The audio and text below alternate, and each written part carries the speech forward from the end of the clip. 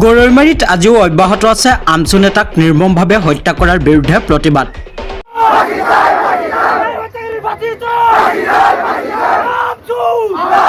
আমচু নেতা লোহিত হুছেইনক পৰিকল্পিতভাৱে হত্যা কৰা হত্যাকাৰীক ফাঁচীৰ দাবীত গৰৈমাৰীৰ ৰাজচক্ৰ বিষয়া কাৰ্যালয়ে 2 ঘণ্টীয়া অৱস্থান ধৰ্মঘট কাৰ্যসূচী পালন কৰে আমচু কামৰূপ জিলা সমিতিয়ে। অন্তিম মুহূৰ্তলৈকে আহিছোঁ। আমাৰ মাজত আমাৰ ছয়গাঁও থানাৰ আৰক্ষী বিষয়া মহোদয় আছে, গৰিমাৰী ৰাজচক্ৰৰ চক্ৰ বিষয়া মহোদয় আমাৰ মাজলৈ আহি পাইছে। গতিকে মহোদয়সকলক আমি এটা কথা অনুৰোধ জনাম যে আমাৰ মাজৰ পৰা যে লোহিত হুছেইনক কাঢ়ি লৈ গ'ল তাৰ আমি ন্যায়িক তদন্ত বিচাৰিছোঁ আৰু মূল আসামীজনক আমি বিচাৰিছোঁ। এই হত্যাকাণ্ডৰ সৈতে জড়িত অপৰাধীক গ্ৰেপ্তাৰৰ দাবী জনায় হত্যাকাৰী ৰাকিবুল হুছেইনৰ ভাতৃ তথা চাম্পুপাৰা হাইস্কুল পৰিচালনা সমিতিৰ সভাপতি আব্দুল ৰেজ্জাকৰ গ্ৰেপ্তাৰৰ বাবে জোৰদাৰ দাবী উত্থাপন কৰে প্ৰতিবাদকাৰীসকলে। এই হত্যাকাণ্ডৰ সৈতে ৰাজনৈতিক নেতা জড়িত থকাও বুলি উল্লেখ কৰে। গৰৈমাৰীৰ পৰা আব্দুল মতিনৰ ৰিপৰ্ট, B24 নিউজ। অন্তিম মুহূৰ্তলৈকে আহিছোঁ। আমাৰ মাজত আমাৰ ছয়গাঁও থানাৰ আৰক্ষী বিষয়া মহোদয় আছে, গৰিমাৰী ৰাজচক্ৰৰ চক্ৰ বিষয়া মহোদয় আমাৰ মাজলৈ আহি পাইছে।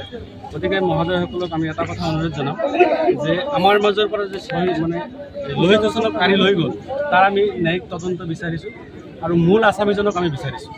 ইতিমধ্যে আমি শুনা পাইছোঁ যে ৰফিকুল নামৰ এজন আসামীক গ্ৰেপ্তাৰ কৰা হৈছে আৰু যিজন নাট্যকাৰ যাৰ লগত হয়তো বিতৰ্ক হৈ এই ঘটনাটো ঘটিবলৈ পালে আব্দুল ৰেজ্জাক, এই আব্দুল ৰেজ্জাকক আপোনালোকে গ্ৰেপ্তাৰ কৰিব লাগে আৰু আমাক এটা আশ্বস্ত কৰিব লাগে যে আমি আব্দুল ৰেজ্জাকক গ্ৰেপ্তাৰ কৰিম। আৰু দ্বিতীয় কথা হ'ল ইতিমধ্যে বিভিন্ন ধৰণৰ কথা আমাৰ মাজত ওলাই আছে যে এই হত্যাকাণ্ডটো সাধাৰণ হত্যাকাণ্ড হৈ থকা নাই, ৰাজনৈতিক হত্যাকাণ্ড হৈ আছে।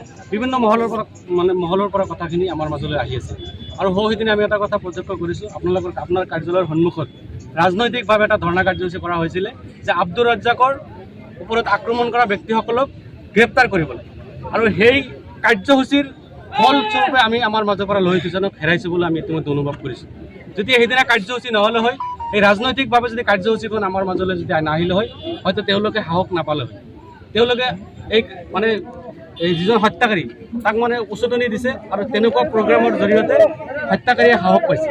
গতিকে সেই বুদ্ধিজীৱীসকলক আপোনালোকে আইনৰ আওতাত আনিব লাগে আৰু এইটো জুডিচিয়েল ইনকুৱাৰী হ'ব লাগে। ইয়াৰ লগত বহুত ৰৌ বৰালি আছে।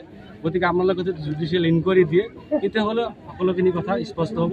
আৰু এটা কথা দাবী উত্থাপন কৰিব বিচাৰিছোঁ যে এই সাংস্কৃতিক সন্ধিয়াৰ নামত যি অপসংস্কৃতি, যি অনুমতি প্ৰদান কৰা হয়, প্ৰকৃত স্বৰূপ যদি আমি ফিল্ডখিনি যদি ভেৰিফিকেশ্যন কৰি যদি অনুমতি দিয়া হয় তেতিয়াহ'লে এনেকুৱা ধৰণৰ পৰিৱেশ নহ'ব।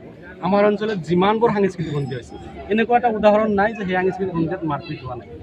গতিকে সাংস্কৃতিক সন্ধিয়াৰ নামত যাতে ৰাতিৰ ভাগত, বিশেষকৈ ৰাতিৰ ভাগত কোনো ধৰণৰ অনুমতি দিয়া নহয়, আৰু যদি অনুমতি দিয়া হয় তাৰপিছত যদি অপ্ৰীতিকৰ কিবা এটা ঘটনা হৈ যায় আৰু সেইখিনি আপোনালোকে মূল পাতি ল'ব লাগিব। যাৰ কাৰণে আমি দাবী উত্থাপন কৰিছোঁ আপোনালোকে কমচে কম এই পৰিৱেশটো শান্ত নোহোৱালৈকে কোনো ধৰণৰ ৰাতিৰ প্ৰগ্ৰামৰ কাৰণে আপোনালোকে অনুমতি নিদিব। আৰু আমাৰ সাধাৰণ সম্পাদক ডাঙৰীয়া আপোনালোকে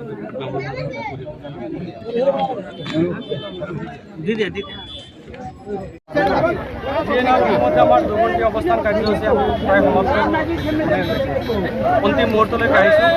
আমাৰ মাজত আমাৰ ছয়গাঁও থানাৰ আৰক্ষী বিষয়া মহোদয় আছে, গৰিমাৰী ৰাজচক্ৰৰ চক্ৰ বিষয়া মহোদয় আমাৰ মাজলৈ আহি পাইছে। গতিকে মহোদয়সকলক আমি এটা কথা অনুৰোধ জনাম যে আমাৰ মাজৰ পৰা যে লোহিত হুছেইনক কাঢ়ি লৈ গ'ল তাৰ আমি ন্যায়িক তদন্ত বিচাৰিছোঁ আৰু মূল আসামীজনক আমি বিচাৰিছোঁ।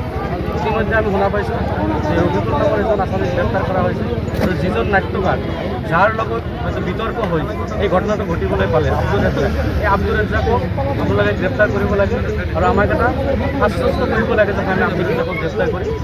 আৰু দ্বিতীয় কথা হ'ল ইতিমধ্যে বিভিন্ন ধৰণৰ কথা আমাৰ মাজত ওলাই আছে যে এই হত্যাকাণ্ডটো সাধাৰণ হত্যাকাণ্ড হৈ থকা নাই, ৰাজনৈতিক হত্যাকাণ্ড হৈ আছে। বিভিন্ন মহলৰ পৰা কথাখিনি আমাৰ মাজলৈ আহি আছে আৰু সেইদিনা আমি এটা কথা প্ৰত্যক্ষ কৰিছোঁ, আপোনাৰ কাৰ্যালয়ৰ সন্মুখত ৰাজনৈতিকভাৱে এটা ধৰ্ণা কাৰ্যসূচী কৰা হৈছিলে যে আব্দুল ৰেজ্জাকৰ ওপৰত আক্ৰমণ কৰা ব্যক্তিসকলক গ্ৰেপ্তাৰ কৰিব লাগে।